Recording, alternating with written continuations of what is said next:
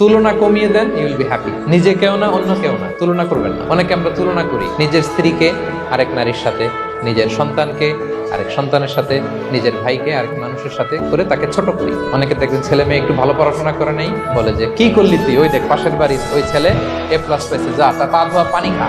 Common কথা, এটার একটা ভালো ব্র্যান্ডিং করা যেতে পারে, মানে A+ পাওয়া ছেলেদের পা ধোয়া পানি, এরকম মিনারেল ওয়াটারের বোতলের মতো বিক্রি করলে ভালো ব্যবসা হবে। কি বলেন? এটা হচ্ছে আমাদের মুরব্বীরা, টিপিক্যাল মা বাবারা এটা বলে। ভুল করেন, ওনারা বুঝেন না, ওনারা বুঝেন না। কখনো কম্পেয়ার করবেন, এটা করে আপনার ছেলের মনোবল আপনি আগেই ভেঙে দিচ্ছেন। আপনি দায়ী আপনার ছেলে কিছু না পারার কারণে। আপনি সাহস দেন নিজে, পাশে থাকেন নিজে। A+ যারা পাইছে পা ধোয়া পানি খেতে বলছেন যে এজন্য। ওকে, ওই ছেলেকে আল্লাহ A+ পাওয়ার জন্য বানাইছে, আল্লাহ ওকে ওই মেধা দিচ্ছে, কিন্তু আপনার ছেলেরা আবার আল্লাহ তাআলা অন্যদিকে মেধা বাড়ায় দিচ্ছে।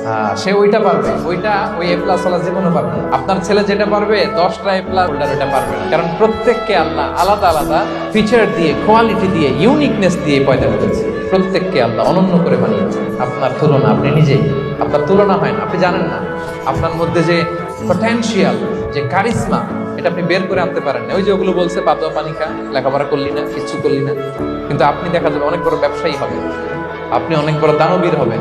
Will B a great contributor two society. এরকম আছে না? এজন্য কম্পেয়ার করবেন না কারোর সাথে।